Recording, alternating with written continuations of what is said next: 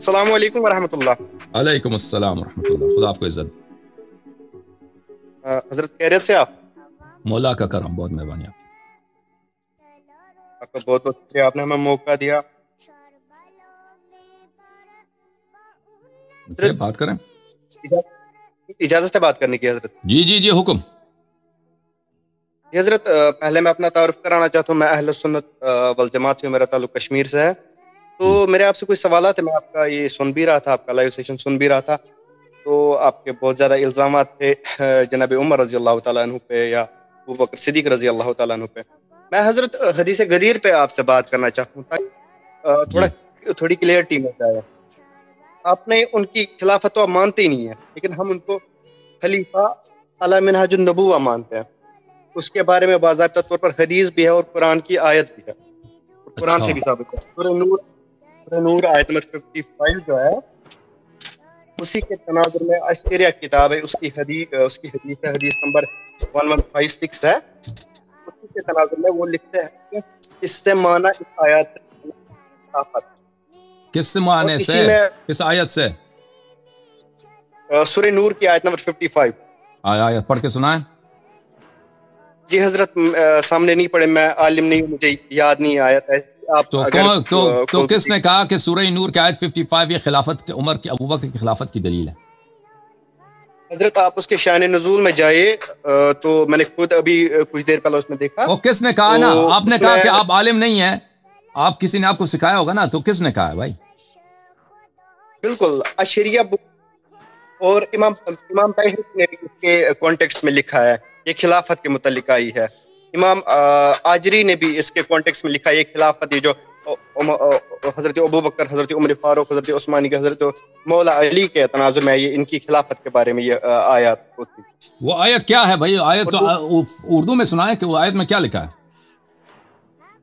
جی حضرت آپ کو ٹائم تو نہیں، ایک سیکنڈ میں اسکرین شاٹ اس کا لیا ہوا ہے۔ اردو میں سکھا نہیں، وہ اسکرین شاٹ کو چھوڑ دیں، آپ آیت میں لکھا کیا ہے بھائی؟ اردو میں سنائیں۔ اللہ نے وعدہ دیا ان کو جو تم سے ایمان لائے اور اچھے کام کیے کہ ضرور انہیں زمین میں خلافت دے گا جیسے ان سے پہلوں کو دیے، اور ضرور ان کے لیے جمع دے گا ان کا وہ دین جو ان کے لیے پسند فرمایا ہے۔ وعد اللہ منکم وعملوا الصالحات۔ جس شخص کو بھی خلافت ملا، تو اس کا مطلب ہے کسی بھی شخص کو، فراڈی شخص کو خلافت نہیں مل سکتا نا، یعنی جس کو بھی خلافت ملا اللہ نے دیا ہے تو پھر اس کا خلافت تو صحیح ہوگا، یہی مطلب ہے آپ کا؟ ہاں، غلط آدمی کو خلافت مل ہی نہیں سکتا، ٹھیک ہے؟ ہاں، آیت یہ ہے عزیزو، سورہ مبارکہ نور، وعد اللہ الذین آمنوا منکم وعملوا الصالحات لیستخلفنہم فی الارض کما استخلف الذین من قبلہم ولیمکنن لہم دینہم الذی ارتضی لہم۔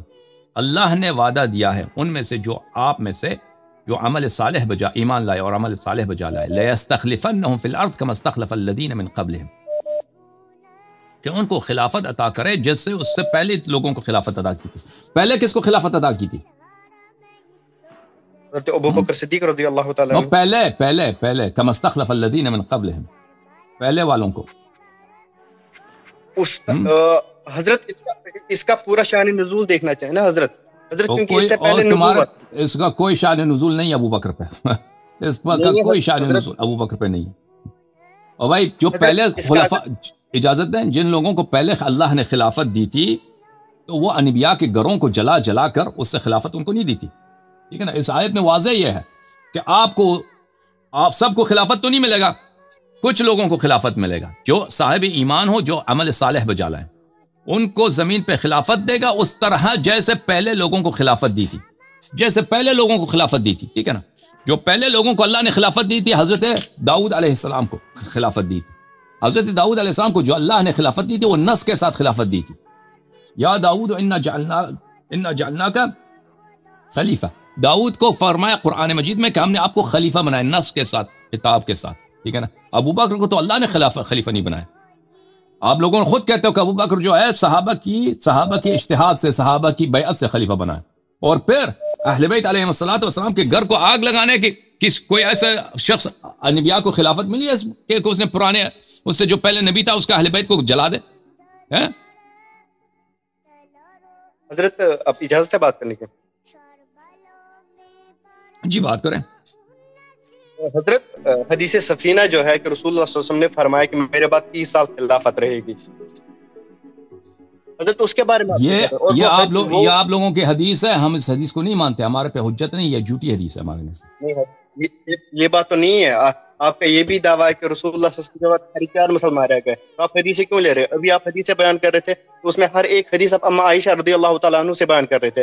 جب وہ آپ لوگوں کو صحیح مانتے نا، آپ کو پتہ ہونا چاہیے کہ دیکھیں اس طرح نہیں ہے کہ ہر حدیث جو آپ لوگوں کے نزدیک صحیح ہے ہمارے نزدیک صحیح ہے، ٹھیک ہے نا. آپ کے مذہب میں بہت ساری احادیث ہیں جن کو ہم جھوٹے سمجھتے ہیں، آپ کے مذہب میں بہت سارے احادیث ہیں جس کو آپ لوگ صحیح مانتے ہو. جن احادیث کو تم صحیح مانتے ہو ہم ان کو حجت لاتے ہیں آپ پر. میں مثلا ایک حدیث کو دیکھیں، میں ایک حدیث کو آپ کو دکھاتا ہوں. یہ حدیث ہے بخاری کی، معاف کیجیے گا، یہ بخاری کی حدیث ہے، صحیح بخاری. یہاں پہ ملاحظہ فرمائیے، یہاں پہ صفحہ نمبر 651 میں بخاری کی حدیث. جی ہاں، یہاں پہ سقیفہ بنی ساعدہ میں جو کچھ ہوا، سقیفہ بنی ساعدہ میں ابو بکر نے کہا سب مسلمان فبایعوا عمر او ابا عبیدہ. سقیفہ بنی ساعدہ میں ابو بکر نے کہا کہ آپ مسلمانوں سے کہا کہ یہ ابو بکر میرے ساتھ ہے یا ابو عبیدہ جراح ہے، ان میں سے کسی بھی کے ساتھ بیعت کرو، کسی بھی کے ساتھ بیعت کرو، ٹھیک ہے نا. اگر ابو بکر منصوص ہوتا، اللہ کے رسول صلی اللہ علیہ وسلم نے کہا ہو کہ یہ میرے بات اس کی اتباع کرو، تو یہ اس کے لیے حرام ہوتا. مثلا ایک شخص کو اللہ جو ہے اس کو اپنا نمائندہ بناتا ہے، تو وہ کہتے کہ میں نے اللہ کا نمائندہ نہیں ہوں، فلانی کو تم اتباع کرو، ٹھیک ہے نا. یہ تو حرام ہوتا. مثلا ہمارے نبی صلی اللہ علیہ وسلم کہتا ہے میں اللہ جبرائیل تو میرے پاس آئے لیکن تم اتباع کرو ابو جہل کی، وہ تو کفر ہوتا.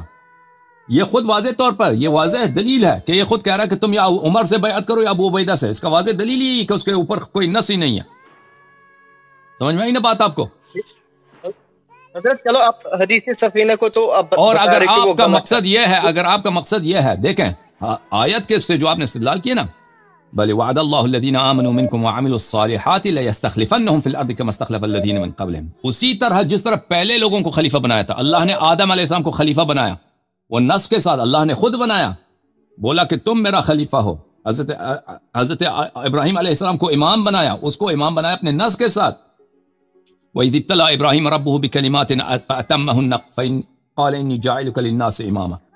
اگر دوسرے انبیاء علیہ السلام کو خلیفہ بنایا تو نص کے ساتھ وَجَعَلْنَاهُمْ أَئِمَّةً يَهْدُونَ بِأَمْرِنَا، اللہ تعالیٰ نے ان کو جو بھی جس کو بھی امامت دی، خلافت دی، جو اللہ نے دیا ہے اس نص کے ساتھ ثابت ہے. تو یہ آیے سورہ نور بھی جو ہے نا کہ میں اسی طرح خلیفہ بناؤں گا جس طرح پرانے والوں کو میں نے خلیفہ بنایا تھا. ابو بکر عمر پرانے والوں کی طرح خلیفہ نہیں بنا ہے، یہ سیاست کی وجہ سے خلیفہ بنے، ٹھیک ہے نا، لوگوں کے آپس میں سازش کرنے سے، مصالحات کی وجہ سے بنے.